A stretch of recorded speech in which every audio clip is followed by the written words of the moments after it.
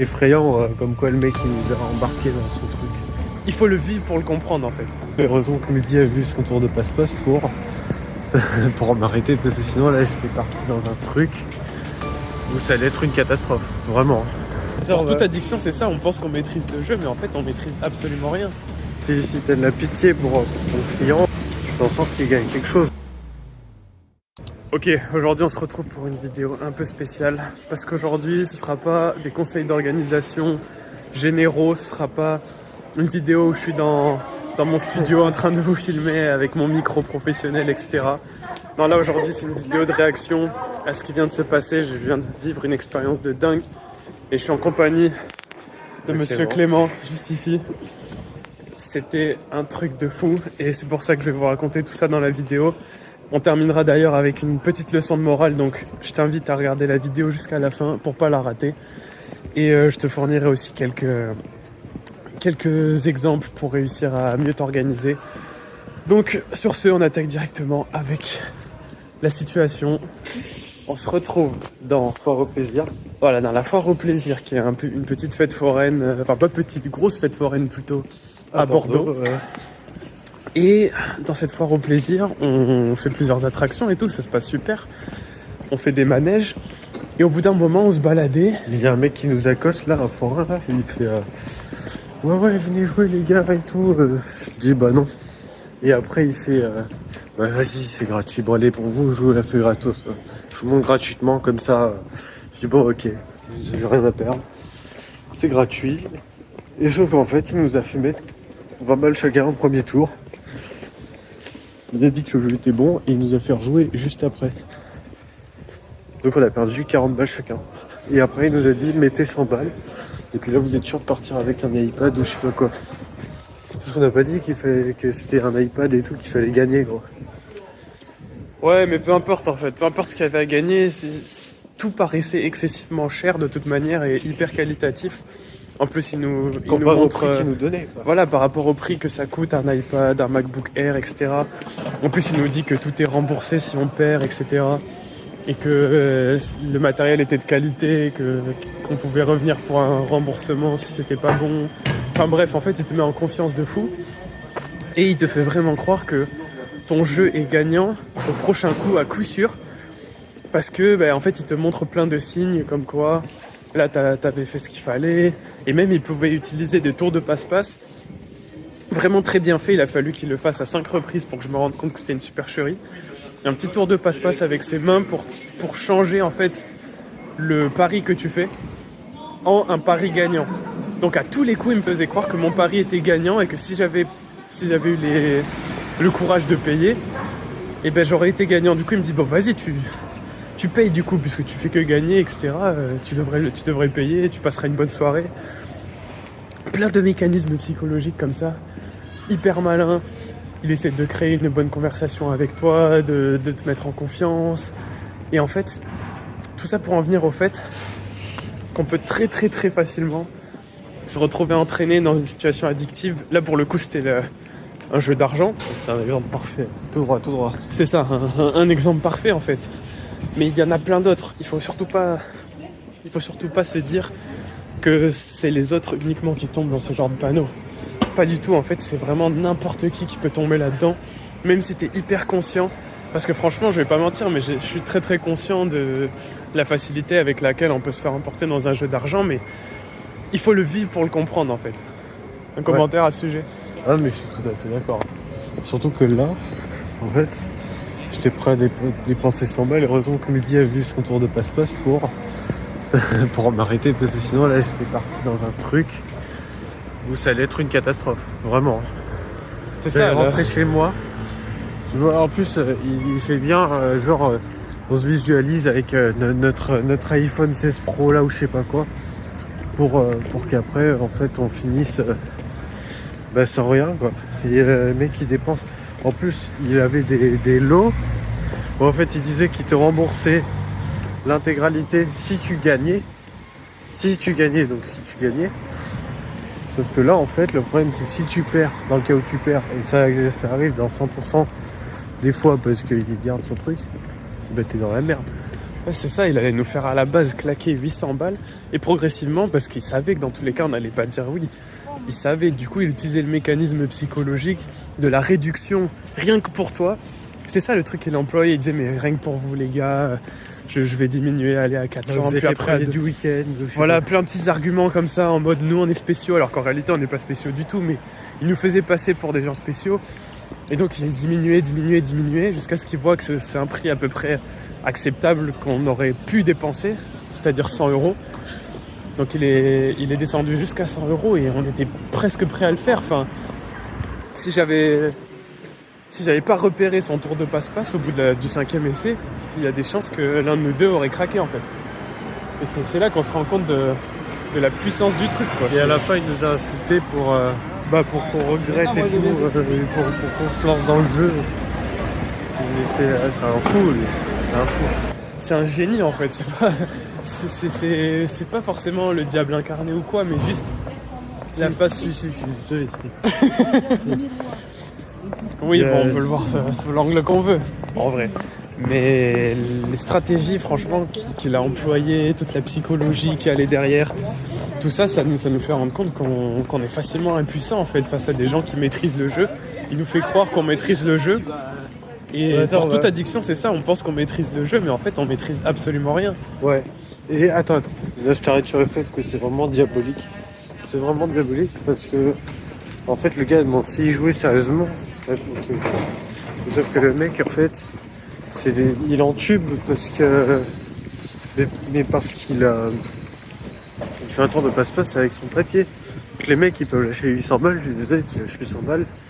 Si t'as de la pitié pour ton client ou je sais pas quoi, tu fais en sorte qu'il gagne quelque chose, mais tu dépenses 800 balles, je sais pas. C'est complètement. C'est énorme. En plus, le mec était assez fort pour nous embarquer là-dedans, tu vois. Ouais, c'est vrai que maintenant que j'y pense, ouais, c'est un petit peu diabolique, ouais. Parce que quand on fait de la vente de manière générale, qu'on fait du closing, de la prospection, tout ça, c'est pour vendre quelque chose auquel on a vraiment confiance normalement. Quelque chose qui a vraiment de la valeur et on aide juste le prospect à passer à l'action pour transformer sa vie.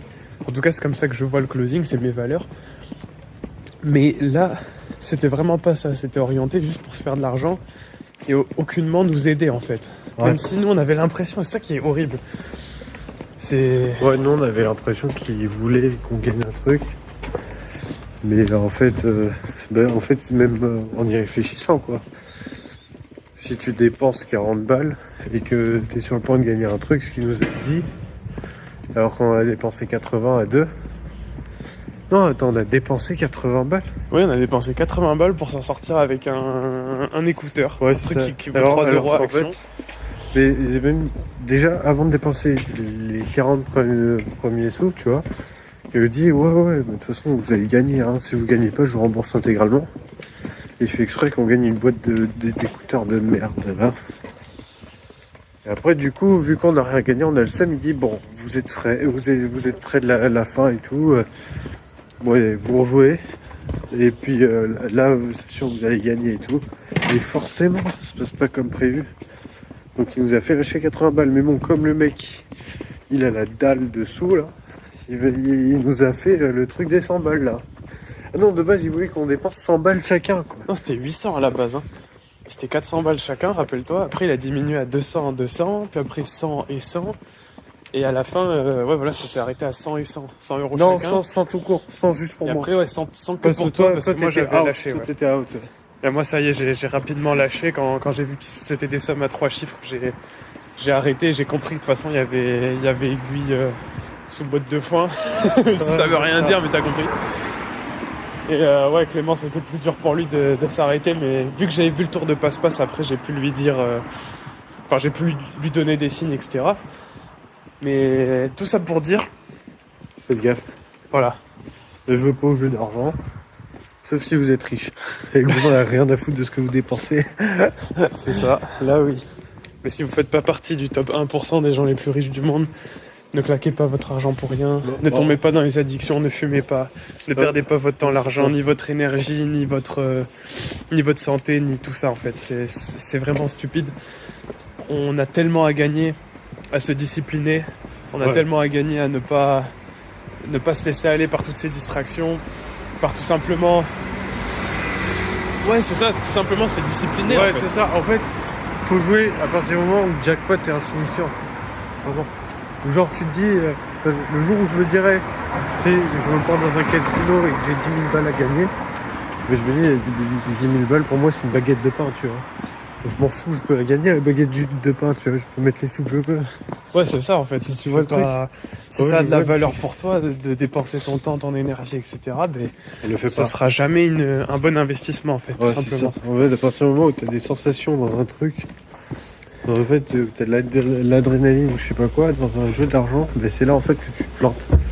Et ça, faut avoir assez de fric pour jouer, non? Faut avoir assez de fric pour jouer. Ouais. Et les pauvres ne doivent pas jouer en fait. Enfin, sauf si vous voulez finir encore plus pauvre, ouais. Mais non, c'est de la merde. Ouais, ne commencez pas, tout simplement. En vrai, il suffisait de ça. Hein.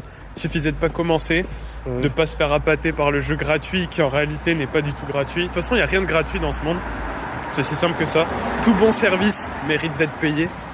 Qu'est-ce que le mec il va nous faire nous perdre son temps pour qu'on joue gratuitement? C'est là que je veux te mettre en garde parce que j'étais vraiment sûr et certain de mes capacités à résister à ce genre de jeu. Je me suis même dit, dès le début, quand il m'a dit c'est gratuit, etc., je lui ai même dit droit dans les yeux, mais qu'est-ce que t'as à y gagner alors?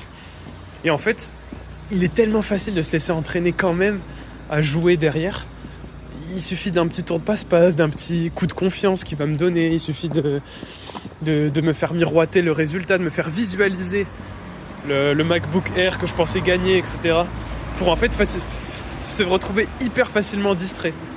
De la même manière qu'avec les notifications sur ton téléphone, tu peux te retrouver extrêmement facilement distrait juste pour une notif à te retrouver scroller pendant 30 minutes. Et c'est valable vraiment pour toutes les addictions, tout.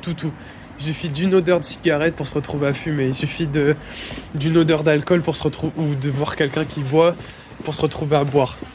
Elle est là la leçon morale de cette vidéo. On va dire que dans l'océan il y a des requins et que ça fait partie du jeu de survivre avec tous ces requins et même faire partie des requins, même nous être un requin, tu vois, parce que en fait, c'est un peu ça. Même si je quitte le sujet, tu vois, l'économie c'est un peu les requins qui mangent les petits poissons. Pour parler comme ça. Et c'est un peu vrai, tu vois. Il y a une part de l'économie qui est détenue par... je dirais, c'est quoi? C'est la moitié... La moitié de l'économie qui est détenue par 1% des gens ou un truc comme ça. Ouais, ça doit être quelque chose comme ça, une C'est répartition. encore plus. Non, je crois que c'est 80%, un truc comme ça.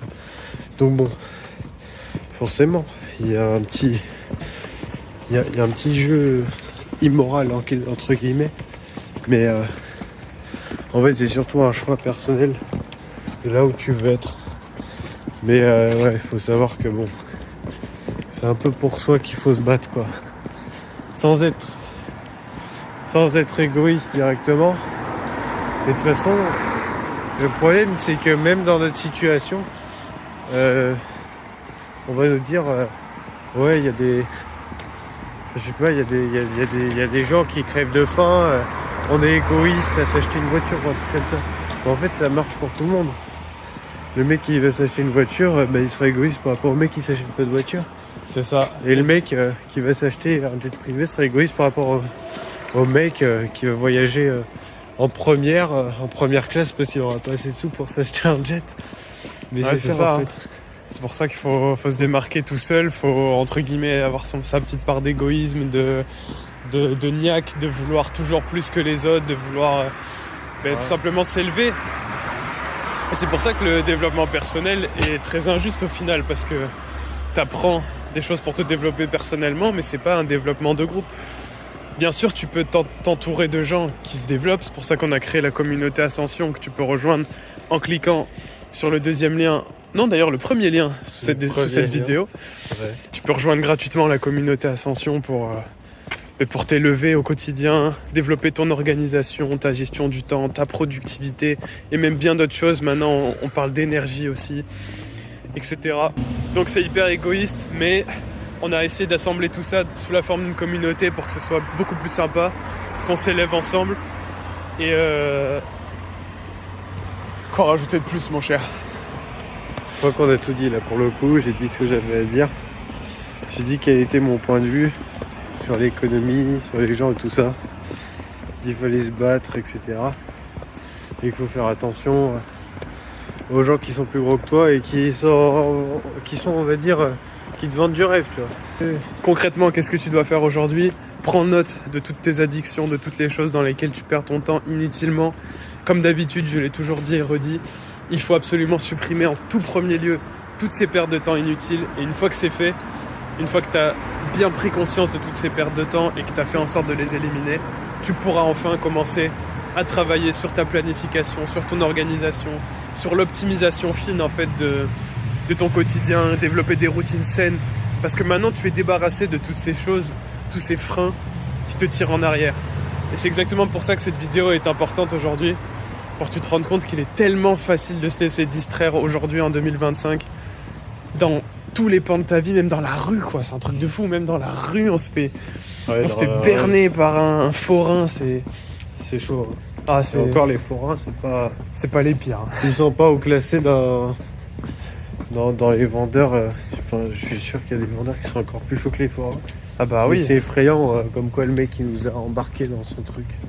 Et c'est rien à côté des milliards d'euros qui sont dépensés dans l'industrie des réseaux sociaux, etc. pour réussir à capter la moindre seconde de ton attention. Donc, je tiens à ce que tu appliques dès maintenant ces conseils que je te donne. Supprime tes addictions. Si tu as besoin d'aide, n'hésite pas à appeler en cliquant sur le deuxième lien en description pour réserver un petit appel gratuit avec moi. Ça prendra une petite quinzaine de minutes pour que je me rende compte de ta situation actuelle et que je te donne toutes les clés pour réussir à t'en défaire et atteindre tous tes objectifs. Donc c'est cadeau, c'est gratuit, je te laisse cliquer sur le deuxième lien en description. Bien sûr, n'oublie pas de rejoindre la communauté Ascension en cliquant sur le premier. Et n'hésite pas à t'abonner à cette chaîne YouTube pour revoir beaucoup plus de conseils d'organisation, de gestion du temps et de productivité. Sur ce, qu'est-ce qu'on dit, Clément? Gros bisous. Gros bisous les gars. On se retrouve dans une prochaine vidéo. C'était Mehdi Tilson.